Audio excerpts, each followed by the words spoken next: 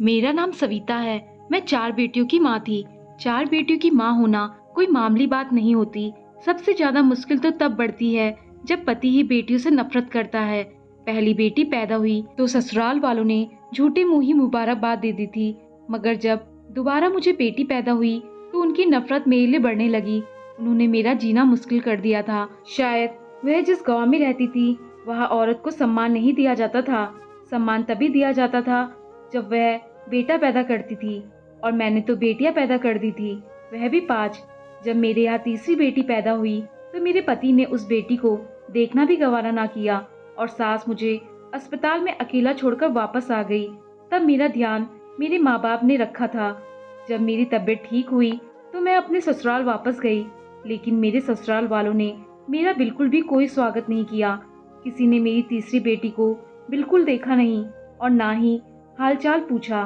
पति की बेरुखी और ससुराल के ताने यही मेरी जिंदगी में चल रहे थे। मेरी सास ने तो कई बार कह दिया था कि वह मेरे पति का रवैया पिछली बार से ज्यादा खराब हो गया। मेरी सास तो अब सीधे मुंह मुझसे बात ही नहीं करती। इस बार तो मेरी सास ने अपने बेटे को कह दिया था कि वह इसे तलाक दे दे और दूसरी शादी कर ले। मैंने अपने ससुराल में रहकर अपनी बेटियों का पालन पोषण बड़ी मुश्किल से किया था, क्योंकि मैं ही उनकी पूरी जिम्मेदारी उठाकर रखती थी। मेरे पति को काम के सिलसिले में विदेश जाना पड़ा। जब रात हुई तो मैंने देखा कि मेरी सास अपने कमरे में सो रही है। मैं भी चुपचाप अपने कमरे में चली गई, लेकिन कुछ वक्त के बाद वह मेरे कमरे में आई और मेरे बालों को पकड़कर मुझे मारने लगी। मुझे काफी ज्यादा डर लगने लगा था। ऐसा लगता था जैसे वह मुझसे जान से मार देगी। मेरी सास कहने लगी, तेरे लिए इस घर के दरवाजे बंद है तो अपनी 4 बेटियों को लेकर इस घर से चली जा। फिर मेरी सास ने मेरा कुछ सामान और मेरी 4 बेटियों को मेरे साथ घर से बाहर निकाल दिया। मैं इतना रात को कहाँ जाती। मैं वही दरवाजे पर बैठी रही। फिर कुछ देर बाद मुझे मेरे सास के चिल्लाने की आवाज आई। मेरी सास किसी चलने पर वह गिर चुकी थी और उनका सर किसी चीज से लगकर फट चुका था। घर में मेरा देवर भी था और यह सब देख रहा था।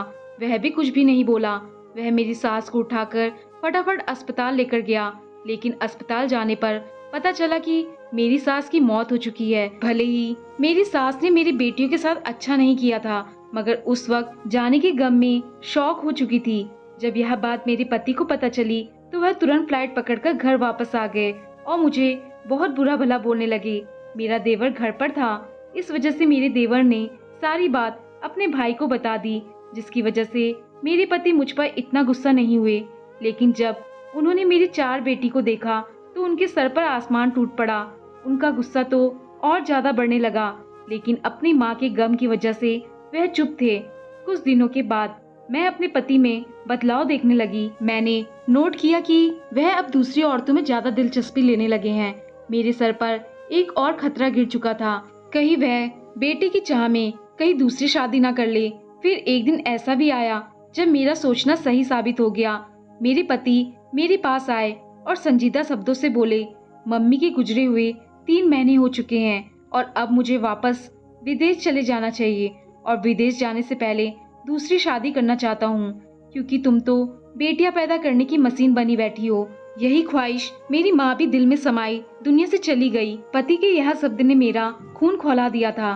पहले ही मुसीबतों की कमी थी जो अब मेरे सर पर सौतन भी लाना चाहते थे। मैं इन्हें समझाने लगी, मगर वह उल्टा सोच रखने वाले इंसान मेरी कहाँ सुनते। उस रात मैं बहुत रोई। मेरी जिंदगी एक बोझ लगने लगी थी। मेरा दिल चाहा कि मैं खुद को इस दुनिया से आजाद कर दूं, मगर जब ख्याल अपनी बेटियों का आता तो फिर इस इरादे को मैं भूल जाती। सुबह हुई तो मेरा शरीर बुखार से तड़प रहा था। पहले तो पति ने ध्यान नहीं दिया, मगर जब मेरी तबीयत ज्यादा बिगड़ने लगी तो मुझे डॉक्टर के पास ले गए। मुझे हैरानी तब हुई जब डॉक्टर ने कहा कि आप माँ बनने वाली हैं। उसके यह शब्द मुझे कोई खुशी नहीं दे रहे थे, बल्कि उल्टा मेरी मुसीबतें बढ़ा रहे थे। जब उसने यह खबर सुनी तो खामोशी से मुझे घर ले आए। घर लाकर तेज आवाज से कहने लगे, अगर इस बार तुमने बेटा जन्म दिया तो ठीक, वरना अगर बेटी हुई तो मार देना या जिंदा दफना देना, मगर इस घर में मत लाना। अगर मेरी बात के खिलाफ गई तो मैं तुम्हें तलाक दे दूंगा। उसकी इस बात से मैं काफी ज्यादा डर गई थी। उसने साथ में यह भी कहा था, अगर बेटा हुआ तो उसे तुम रख लेना। लेकिन फिर डिलीवरी वाले दिन मैंने एक बच्चे को पैदा किया था। वह एक बेटी थी। और बेटी को देखकर मैं काफी ज्यादा परेशान हो गई। मुझे समझ में नहीं आ रहा था कि मैं क्या करूं। लेकिन जब मैं अस्पताल से बाहर निकली तो एक बूढ़ी औरत बैठी थी। मुझे देखकर खुशी हुई। उसी वक्त मेरे पति भी मुझे काफी फोन कर रहे थे। उनका लगातार फोन देखकर मैं काफी घबरा गई। मैं सोच में पड़ गई कि इस बार मैं क्या कहूंगी। मैं इस मासूम बच्चे को मारने का सोच भी नहीं सकती थी, ना ही इसे दफना सकती थी। मुझे कोई भी चीज का रास्ता निकालना था। यह काम शायद मेरे लिए दुनिया का सबसे बड़ा मुश्किल काम था। ना जाने उस वक्त मेरे दिमाग में क्या आया। मैंने उस गरीब औरत को अपने पास बुलाया और अस्पताल से दूर हटकर दूसरी जगह पर चली आई। वह औरत हैरान थी, मगर जो बात मैंने उससे कहा उसे सुनकर मुझे घबराते हुए देखने लगी। कुछ देर खामोश होने के बाद उसने हाँ में सिर हिलाया और मेरी बेटी को मेरी गोद से उठा लिया। मेरा दिल उस वक्त टुकड़ों में बट गया था। एक माँ के लिए अपने बच्चे को खुद से जुदा करना बहुत मुश्किल होता है। मैं दिल पर पत्थर रखकर घर की तरफ वापस आ गई।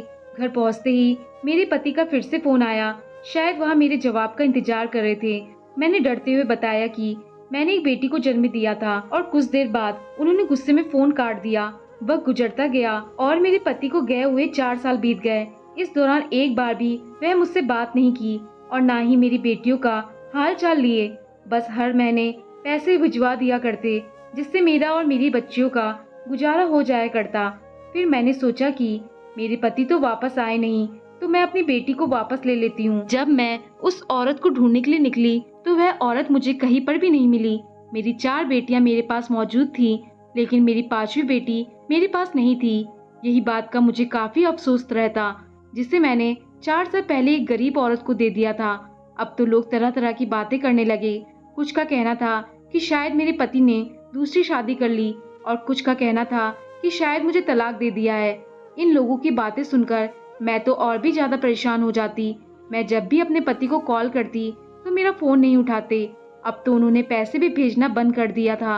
अब तो भीख मांगने की भी नौबत आ चुकी थी। जब घर में पूरे खाने पीने की चीजें खत्म हो गई थी तो मैंने खुद का काम करने का फैसला किया। मैं जहाँ भी काम मांगने जाती लोग मेरा मजाक उड़ाते कि पति विदेश में लाखों कमा रहा है और पत्नी घरों में नौकरी ढूंढ रही है। पति का इंतजार करते करते 18 साल बीत गए। मैंने अपनी 3 बेटियों की शादी करवा दी। 18 सालों में मैंने झाड़ू पोछे का काम किया और मैं सिलाई काव्य का भी काम करती थी, जिससे मैंने अपने बच्चों का पालन पोषण किया। जबकि पति ने इस दौरान एक बार भी हमें पलटकर नहीं देखा था। एक दिन मैं सुबह उठी, चाय बनाने के लिए किचन में गई, तभी अचानक दरवाजे पर दस्तक हुई। जब मैंने दरवाजा खोला तो एक पल के लिए मैं तो सदमे में चली गई। मेरा पति 18 साल बाद मेरे सामने खड़ा था। मुझे देखकर हल्का सा मुस्कुराया और अंदर आ गया। उसने घर आते ही मुझे बिना कुछ बताए सिर्फ इतना ही कहा कि अब हमेशा हमेशा के लिए मैं वापस जा चुका हूँ और अब सारा कारोबार वही करूँगा। मुझे तो हैरत तब हुई जब उसने कहा कि पिछले 3 साल से वह मुंबई में था। मैं खामोशी से उसकी बातें सुन रही थी। अपने बैग से कपड़े निकालकर फ्रेश होने लगा।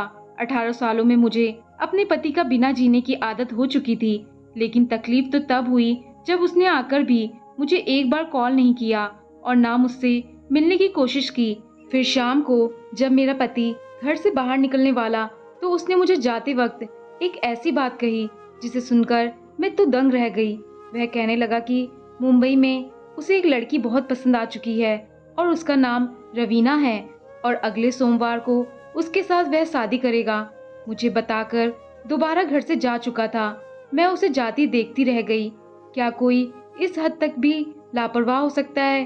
उसकी बेटियां उसकी मोहब्बत के लिए तरस रही थी, मगर उसे कोई परवाह ना थी। सोमवार का भी दिन आ चुका था। घर को दुल्हन की तरह सजाया गया था। मेरी बेटियां खामोशी से एक कमरे में छुपकर बैठ गई। उन्हें शादी से कोई दिलचस्पी नहीं थी। मेरा पति बहुत खुश था। मुझे बताने लगा कि रवीना अपनी माँ के साथ यहाँ आ रही है, यहीं पर उसका विवाह होगा। फिर अगले हफ्ते मैं रवीना के साथ वापस मुंबई चला जाऊंगा। मैं अंदर ही अंदर इस दर्द को बर्दाश्त कर रही थी, क्योंकि मेरे पास कोई और रास्ता नहीं था। मैं बड़ी मुश्किल से अपने आंसुओं को रोक रही थी। फिर मैंने देखा कि दोनों माँ बेटी हमारे घर आ चुकी थी। विवाह शुरू होने ही वाला था जब मैं दुल्हन के कमरे में गई और वह लड़की सामने बैठी थी जिसे मेरे पति ने पसंद किया था। उसे देखकर मेरे पैरों तले से तो जमीन ही खिसक गई। उस लड़की की उम्र 17-18 साल थी, जो अपनी नजरों में से बार बार मुझे देख रही थी, जबकि वही दूसरी तरफ मेरा पति उस लड़की की माँ को पैसे पकड़ाता हुआ ना जाने क्या बातें कर रहा था। पैसों की भीड़ में आज एक औरत को मासूम लड़की का चेहरा नहीं दिख रहा था। तभी मेरे पति की कॉल आई और वह खामोशी से कमरे से निकल गया। मैंने जब उस लड़की की माँ को देखा तो मैं दंग रह गई। यह कैसी मुसीबत टूटने वाली थी। मेरा शरीर सुन्न होने लगा था। तभी पंडित भी आ गया और कहने लगा, मुहूर्त का वक्त बीत रहा है। फिर मैंने तुरंत रवीना की माँ को पकड़कर अपने सामने किया और उसे देखकर बोली कि तुम वही औरत हो ना जिसे मैंने अपनी बेटी दी थी। मेरी बात सुनकर वह हक्की बक्की रह गई और बोली, हाँ मैं वही हूँ, मगर तुम कौन हो? मेरा पति सवालिया नजरों से हमें देख रहा था। मैं गुस्से में बोली कि मैं वही औरत हूँ जिसने 18 साल पहले अपने इसी पति के डर से अपनी बेटी को तुम्हारे हवाले किया था। यह खबर किसी पाप की तरह थी। मेरा पति घबराया हुआ था। वह औरत सीने पर हाथ रखकर जमीन पर बैठ चुकी थी, जबकि रवीना हैरत से मुझे देख रही थी। मेरा पति उस औरत से सवाल करने लगा। वह औरत अब मालदार हो चुकी थी, लेकिन मेरी बात को सच मान गई।